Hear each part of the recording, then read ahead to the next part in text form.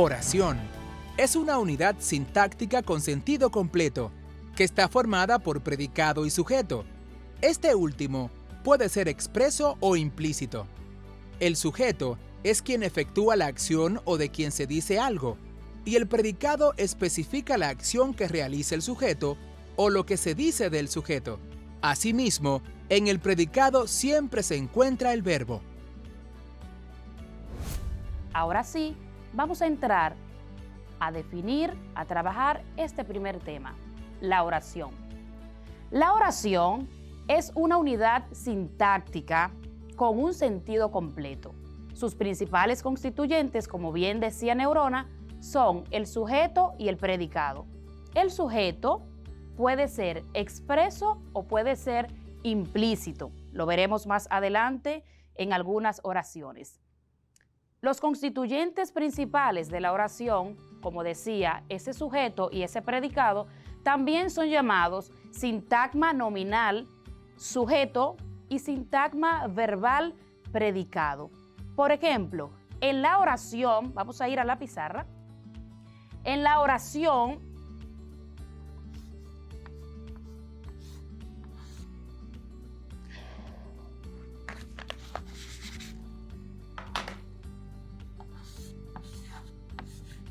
el COVID-19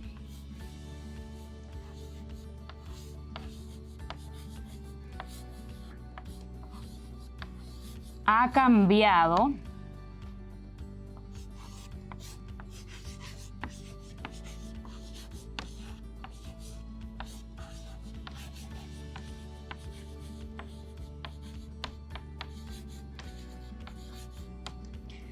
el COVID-19 ha cambiado el mundo y la humanidad. En esta oración, el constituyente o el sintagma nominal, que es el sujeto, es la persona de quien se está hablando en esa oración, es quien realiza o ejecuta la acción indicada en el verbo. El sintagma verbal, que es todo esto, es donde se dice o expresa lo que se dice de este sujeto. Es muy importante que cuando vayamos a escribir siempre tengamos en cuenta que debemos empezar con una mayúscula y terminar en el punto. Si la oración es interrogativa, pues va a terminar en un signo de interrogación. Es importante tomar en cuenta esos detalles. El sintagma nominal, sujeto, tiene un núcleo. Voy a usar otro color para destacar. Con este color rosado estoy indicando que este es el núcleo del sintagma nominal. Sujeto. Y el núcleo del sintagma verbal, voy a usar otro color. Voy a tomar este morado para indicar que este verbo o estos dos verbos porque aquí hay dos verbos, un verbo que se está conjugando y un verbo que sirve de auxiliar. Esta construcción que está aquí, estas formas verbales, constituyen el núcleo del sintagma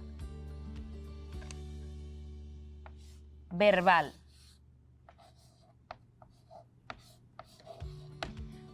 Predicado.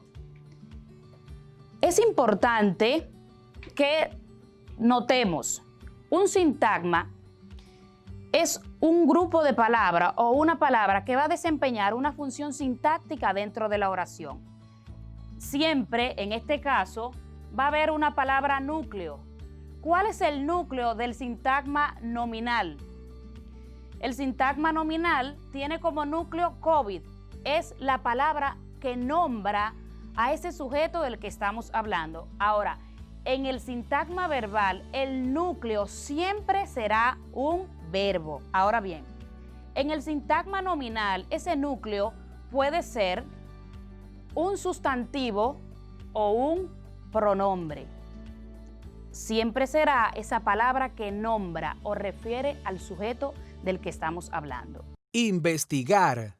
Según la Real Academia de la Lengua Española, la define como indagar para descubrir algo o realizar actividades intelectuales y experimentales de modo sistemático con el propósito de aumentar los conocimientos sobre una determinada materia.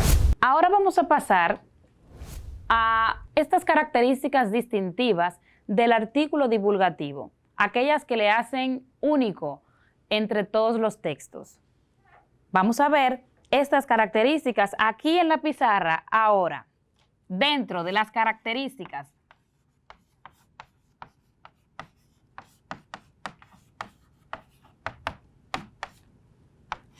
podemos mencionar, número 1, el artículo divulgativo utiliza un lenguaje sencillo.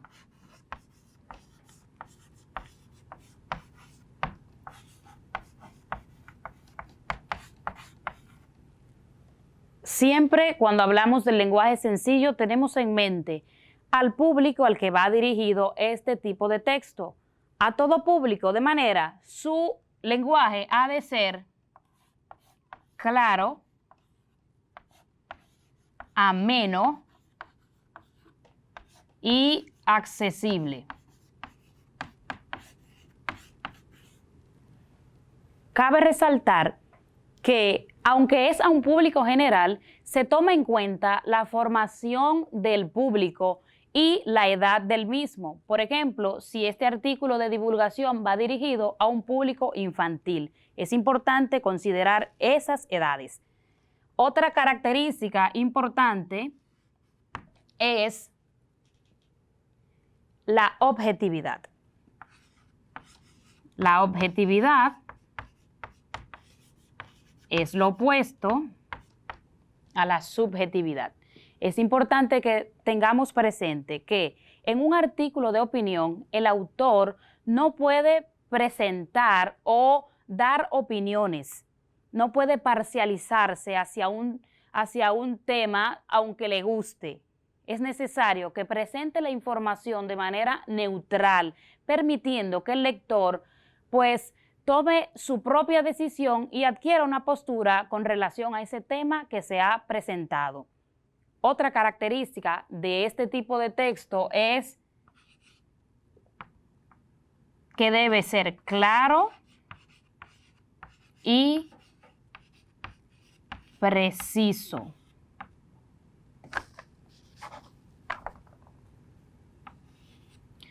Su autor ha de usar todas las palabras necesarias con el objetivo de que ese público pueda entender el mensaje que se está transmitiendo, el tema o materia que se está divulgando. Y por último, retomando esa pregunta que nos hizo Ricardo Celestino, la cuarta característica del texto divulgativo se refiere precisamente a que su autor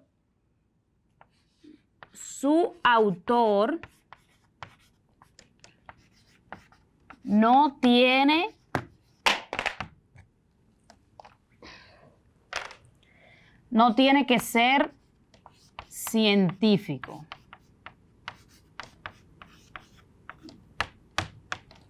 La pregunta que nos hacía el estudiante, dando a entender, él me preguntaba, ¿cómo escribo si no soy un científico? Pues ahí está.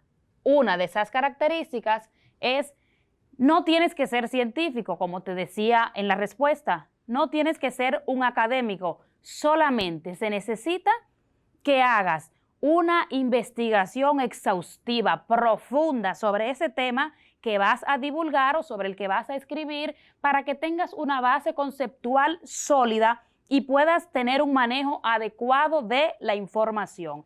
Estas son las características del texto divulgativo y que debemos tenerla muy en cuenta cuando vayamos a redactarlo. Ahora vamos a pasar a una de las partes que a mí más me gusta de la clase. ¿Lista para la trivia? Estoy lista, profesora. Bien, listos en casa y a jugar. La primera pregunta. Este es un falso y un verdadero. Las verdaderas, verdaderas, y las falsas me las justificas. Bien. Así es. El artículo divulgativo está dirigido a un público especializado. Según analizo, eso es falso. Está dirigido a un público general, por lo que no se requiere de un conocimiento del tema para poder entenderlo. Excelente respuesta. Número 2. El artículo divulgativo no necesita que su autor sea un científico. El enunciado es verdadero. Bien. La tercera. El propósito de un artículo de divulgación es difundir ideas, conceptos, descubrimientos relacionados con la ciencia y la tecnología. Justamente ese es el propósito de estos textos, por lo tanto, es verdadero. Muy bien, Neurona.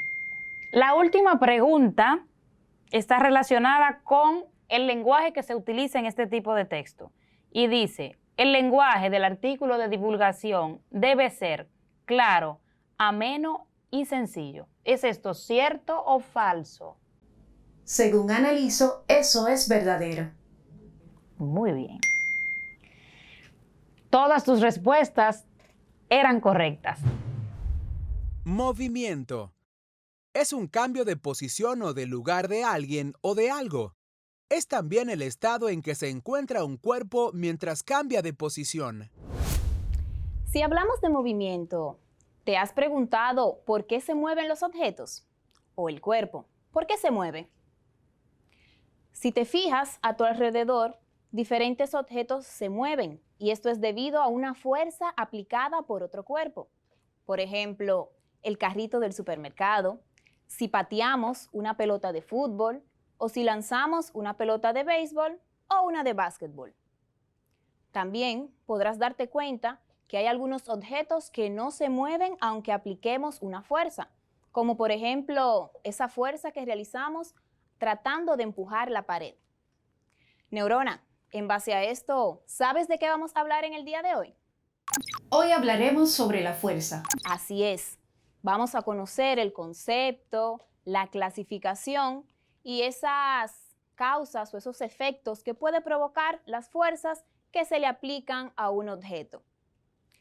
Recuerda que en clases anteriores hemos hablado sobre magnitud física y además de decir que pueden ser fundamentales y derivadas, también vimos que se clasifican en escalares y vectoriales.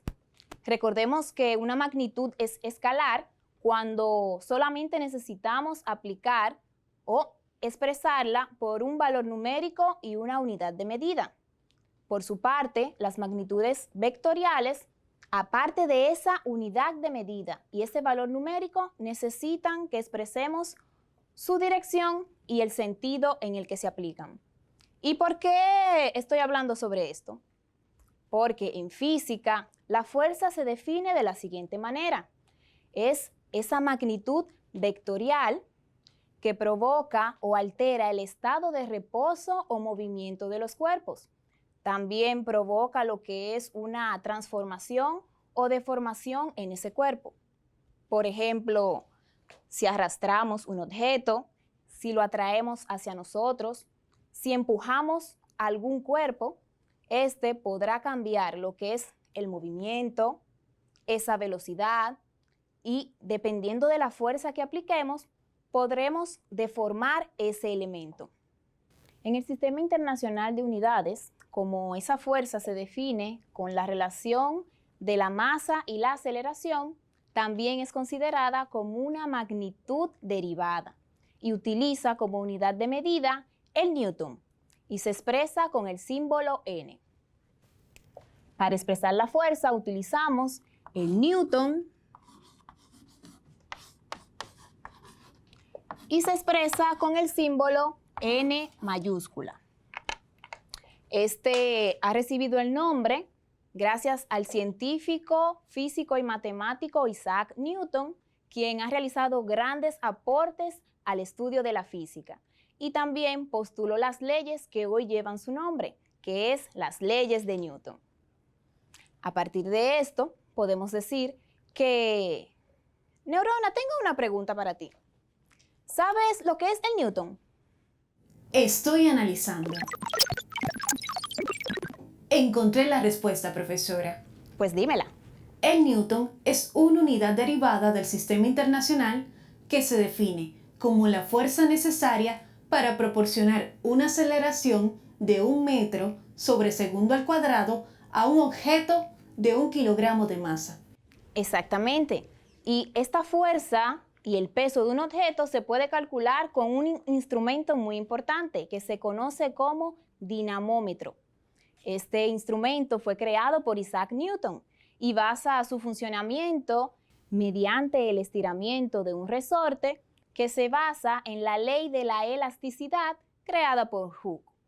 A partir de esto, también podemos ver esos efectos que producen las fuerzas en los cuerpos. Uno de ellos es la aceleración. Recuerden que la aceleración provoca cambios en la velocidad del objeto. Por ejemplo, esa fuerza que realizamos para impulsar ese balón de basquetbol o esa pelota de béisbol provoca una aceleración en ese objeto que intervendrá en esa velocidad para que se pueda desplazar. Otro efecto es la deformación. Las deformaciones es cuando aplicamos cierta fuerza a algunos elementos elásticos. Estos pueden deformarse de manera tal que en ocasiones no pueden volver a su forma original y en otras sí pueden volver, de acuerdo a la memoria que presente este elemento. Y por último, el efecto que mayormente conocemos es ese cambio de movimiento, es decir, ese cuerpo pasa del estado de reposo a provocar un movimiento por esa fuerza que ejercemos sobre él. También es importante que presten atención a la siguiente parte. De acuerdo a esa interacción que presenten los cuerpos de contacto, podremos definir diferentes clasificaciones de la fuerza. Una de ellas es la fuerza de contacto, que, como su nombre lo indica, es aquella en que tendremos que estar directamente en contacto o ejercer una fuerza y contactar con el otro cuerpo que vamos a ejercer. Por ejemplo, si yo muevo este objeto, estoy directamente en contacto con el otro objeto. Otra clasificación es la fuerza a distancia. Esta fuerza, como su nombre lo indica, no necesita un contacto directo con el otro objeto que se vaya a mover. Por ejemplo, las fuerzas magnéticas. Esa fuerza que provocan los imanes que permite que ese objeto se mueva por esa atracción de ambos metales. Y por último, tenemos una fuerza muy importante, que es la fuerza de gravedad. La fuerza de gravedad no es más que esa fuerza que ejerce la Tierra o los cuerpos celestes sobre los objetos que están alrededor o encima de él. Ley. Es un principio que se establece sobre la base de una evidencia y de hechos concretos, y deben disponerse de una teoría. Con las leyes de Newton podremos calcular lo que es la fuerza aplicada hacia ese objeto y la aceleración con que se mueve la misma. Por ejemplo, ese cálculo con ese golpe que le podemos hacer a una pelota de fútbol, ese lanzamiento que realizamos a una pelota de béisbol o cuando atrapamos un objeto. Vamos a ver un ejemplo claro. Si decimos que un motociclista aplica una fuerza a su moto que viaja a un movimiento rectilíneo uniforme, si la masa de esa moto es de 150 kilogramos y la aceleración de 12 metros sobre segundo, ¿cuál fue la fuerza aplicada? Entonces vamos a ver. Tenemos como datos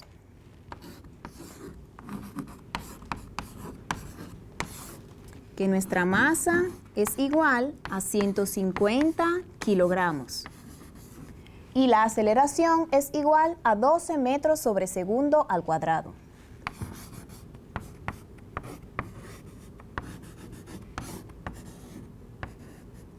Entonces vamos a sustituir utilizando la fórmula de la fuerza.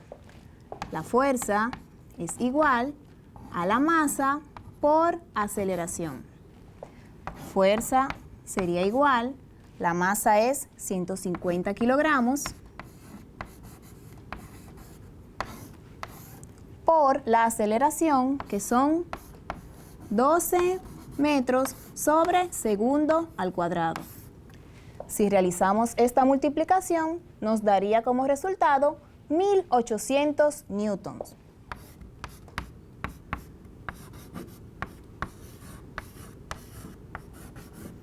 Recuerda que la fuerza se mide en newtons y un newtons es igual a 1 kilogramo por metro sobre segundo al cuadrado. ¿Comprendes? Aquí estamos buscando la fuerza realizada sobre esa motocicleta. Vamos a ver otro ejercicio. Vamos a buscar la aceleración aplicada. Si decimos que un futbolista patea una pelota con una fuerza de 90 newtons y este balón pesa 1.5 kilogramos de masa, ¿cuál sería la aceleración de este balón? Vamos a verlo a continuación.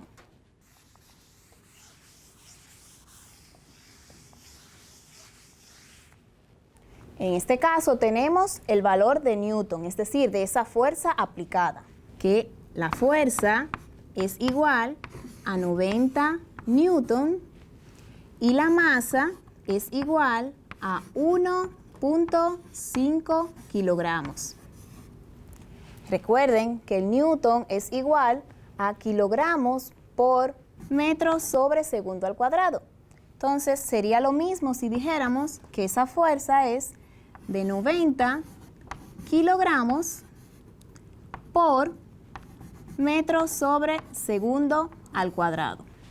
Entonces procedemos a sustituir nuestras variables utilizando la fórmula para obtener la aceleración del balón. Aceleración es igual a la fuerza entre la masa. Aceleración sería igual, esa fuerza, 90 kilogramos por metro sobre segundo al cuadrado, entre la masa de nuestro balón, 1.5 kilogramos. Y nuestra aceleración sería, si dividimos 90 entre 1.5, daría como resultado 60. Y eliminamos este kilogramos que está multiplicando con este que está dividiendo y nos quedarían metros sobre segundo al cuadrado. Entonces, ese balón aceleró a 60 metros sobre segundo al cuadrado. ¿Comprendieron estos ejercicios? Puedes seguir realizando estas fórmulas y obtener esa aceleración o la fuerza aplicada a esos objetos de la vida diaria. Neurona, ¿qué te parece si realizamos la siguiente trivia? Estoy lista. Pues vas a relacionar la columna de la derecha con las informaciones de la izquierda. Te diré los enunciados y me dirás cuál es la respuesta correcta. La primera nos dice, es una propiedad intrínseca de la materia presente en la primera ley de Newton. La respuesta correcta es la inercia. Exactamente. Vamos con la número 2. Establece que todo cuerpo permanece en estado de reposo o movimiento rectilíneo uniforme a menos que se le aplique una fuerza sobre él. La respuesta correcta se refiere a la primera ley de Newton. Exactamente. Vamos con la número 3. Esta ley describe el cambio de movimiento que se presenta cuando una fuerza actúa sobre un cuerpo. ¿Cuál es la respuesta correcta? La respuesta correcta, segunda ley de Newton. Exactamente. Recuerden que esta ley también es conocida como ley fundamental de la dinámica. Por último tenemos la número 4 y esta nos dice: con toda acción ocurre siempre una reacción igual o contraria. ¿Cuál sería la respuesta? La respuesta correcta, tercera ley de Newton. Exactamente, la ley de Newton, que corresponde a la ley de acción y reacción.